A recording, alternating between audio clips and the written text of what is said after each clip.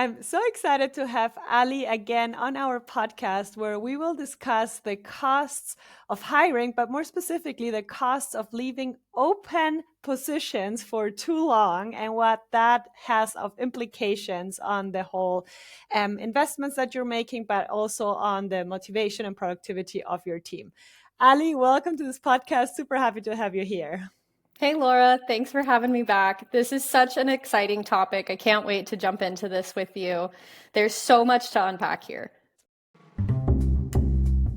Hi, this is Laura, and you're listening to the CareerBee Talks podcast, where we share all the newest insights on the recruiting world from both sides, the candidate perspective and the company perspective. Let's jump right in. Let's start with the cost that we have to assume as a company when we are in the recruiting process, when we have an open job. What comes to your mind? Yeah, so there are so many different factors that are affected here when you have an open position. First off, is obviously getting the position filled. What is that going to cost you to find the right candidate for your team? If you have a talent acquisition team already, maybe that's not as big of an impact to you. You've already got an established team. It's actually somebody's job to come in and get these positions Right. filled for you. And you may already have the resources to do so. Where this is really going to take effect on total cost is when you don't already have a talent acquisition team dedicated to filling your roles. So that responsibility is then going to fall on, possibly your HR person or even, the director of that specific sector in your company. And at the end of the day, an HR person or a director, manager, what have you, they're going to already be wearing 10 different hats. They've got X, Y, and Z to take care of on top of their daily goals as it is. And now you're going to throw recruiting on top of that, which can be an absolute beatdown. If that's not their job to do every single day, it's really hard to get started. I mean, just as a recruiting agency, typically it takes about 2 to 3 years to establish a good pipeline of strong, viable candidates. Now you're going to be recruiting for a candidate when you don't already have resources in play. This isn't somebody's everyday task or daily job. And they've also got to do all of their other responsibilities and tasks on top of that. It can be so taxing. Absolutely. No, definitely. And I think you brought it to the point and you explained it very nicely. And that is something that many companies don't consider at that time. And looking at some data, actually, companies, like based on this report, are taking 2 to 4 weeks to fill a position, depending, of course, on what the job requires. But, and this is the interesting part, out of those 2 to 4 weeks, 7 to 10 days are just spent in active sourcing. And now we come back to your example of someone that just is not a specific recruiter, but has various tasks. And now 7 to 10 days is just invested in that. That is crazy. That is also like so much money that you're paying into the salary of a person that now has to do like this extra and very important job. It's crazy. It's like something that as a company, you definitely need to look into in detail. Yeah, Are, and that's not even including the costs of, recruiting for whatever role that you're looking for. We as a talent acquisition company, we spend thousands and thousands of dollars on data enrichment, on paying for different job boards, on marketing to make sure that the right candidates are seeing what we have to offer in the positions that we're putting out there.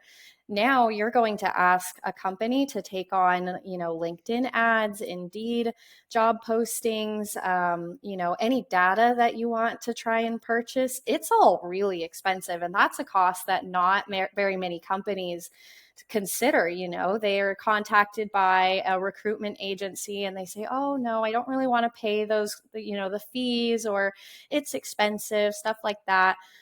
Where, if recruiting isn't what they do, they could end up spending way more just in resources than they would if they were to pass this task on to a recruitment agency, and they'll probably keep that position open way longer and see less results. So just something to consider there.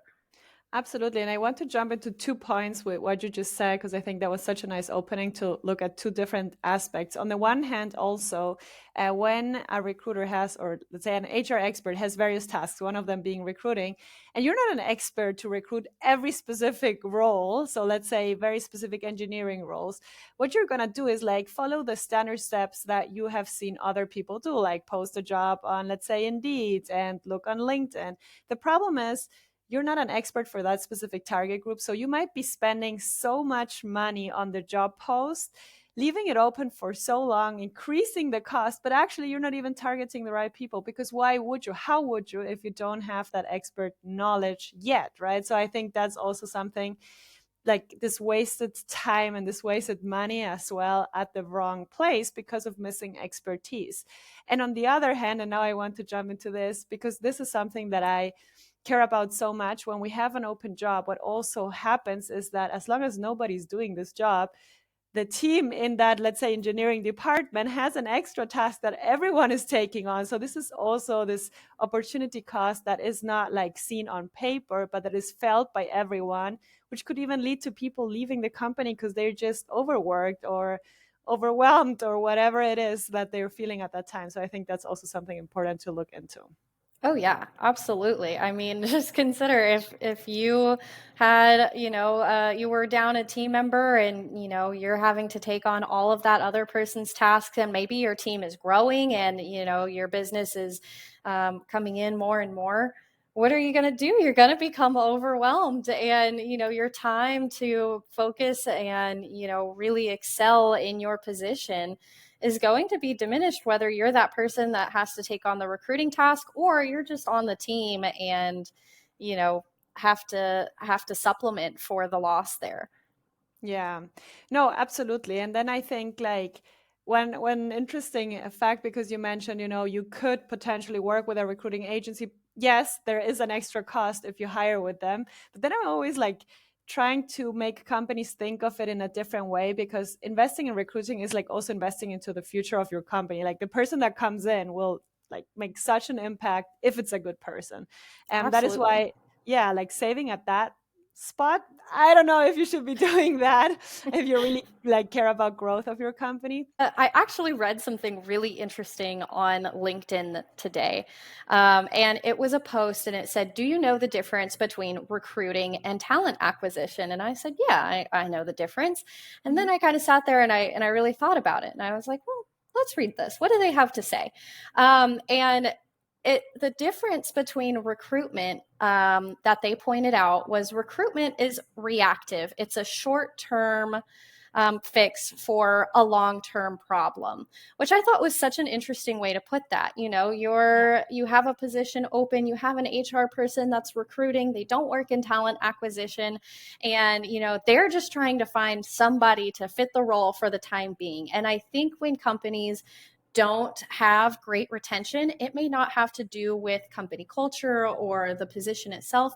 Maybe it's the fact that they're not recruitment specialists and they didn't find the right person. They just recruited Oh, somebody to get a short term problem that's, or a long term problem, a short term solution. yeah. And then you jump over to talent acquisition. Talent acquisition is very proactive. They are looking to find that long term solution. They're going to take the extra time to invest in a candidate. They're also going to take the extra time to invest in their company or their client to know exactly what is going to fit there and what is going to be the right candidate for that role. And whether you have a talent acquisition team already in your company or you're looking for a talent acquisition specialist, there's a big difference there. And that article really made me sit back and think, wow, there really is. I love that. I also didn't think about it. Like my first instinct was like, oh yeah, I know. But then it was like, well, let me think about Yeah. it. Yeah, I think that was very beautifully put as well. And like it really explains what it is. So I think that is awesome. And I also believe like for companies, if you don't want to make huge investments, because yes, working with a recruiting agency could turn out to be also very big investment, but then like many times you can make it low risk, right? In the sense of you can still try to publish the job wherever you've tried in the past that maybe have worked, maybe not. You can still pursue that path and maybe just invest, instead of like 7 days in active sourcing, just 3. So you still have time for all the other things. And then work in parallel with a recruiting agency that can find more talents. You still probably, depending on the model, but probably will not pay until you officially hire someone of that talent pool. So these two strategies can run next to each other.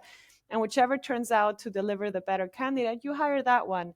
And then you know what you're paying for, because it's not just you're paying an agency, you're paying for the talent that will add so much more value and will add so much to the growth of your team, that then suddenly paying that is worth it. So I think it's very important to look at it from the right perspective and find maybe creative solutions with recruiting agencies of how you make the payment so that you can make two like recruiting strategies or talent acquisition strategies run next to each other.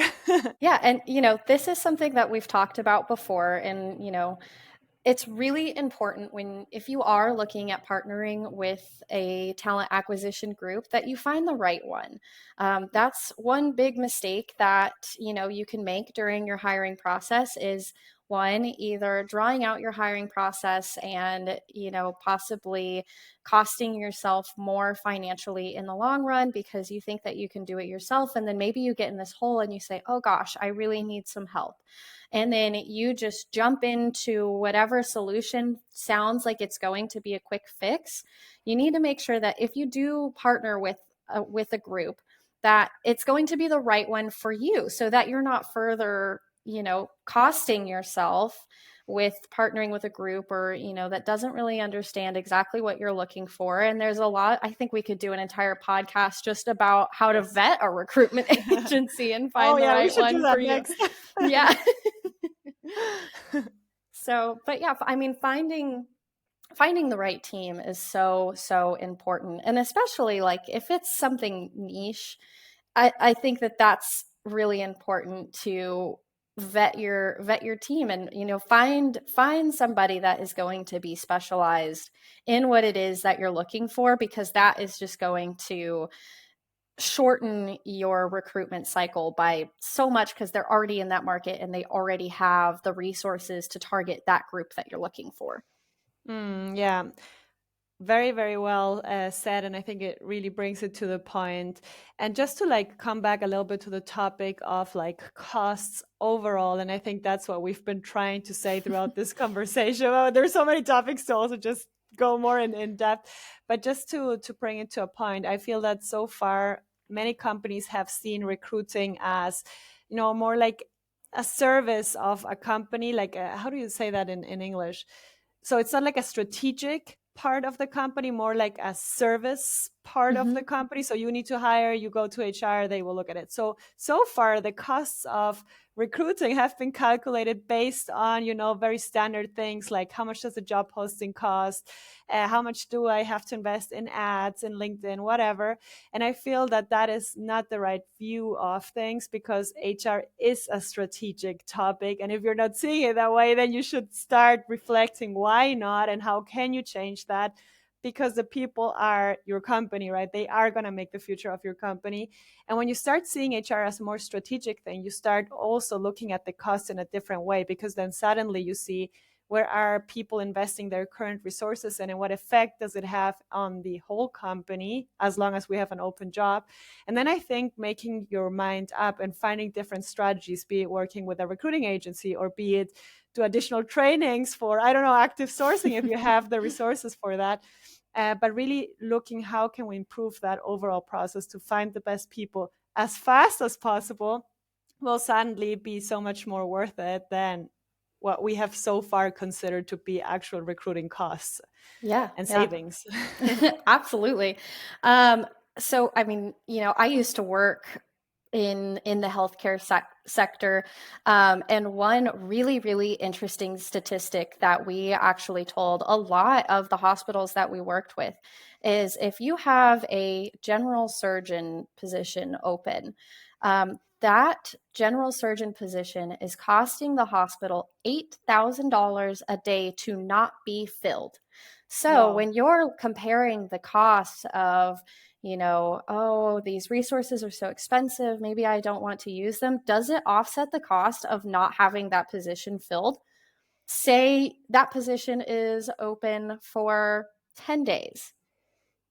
Right. Do you think that that's going to offset the cost of not investing in resources and then not investing in your team? You're losing out significantly. And again, that's the healthcare sector, but I think that transfers into any position that you might be looking to fill. If somebody isn't there doing a job, it's ultimately costing your company money. And I love that so much that I would like to close the podcast here so that your question that you just asked before stays in the room until the end and is the one thing we take away from this podcast. Ali, thank you so much. We for sure are going to make a next podcast episode very, very soon. I loved our conversation and thank you so much for sharing all your knowledge. I think this was a very insightful episode. Of course. Can't wait to chat again.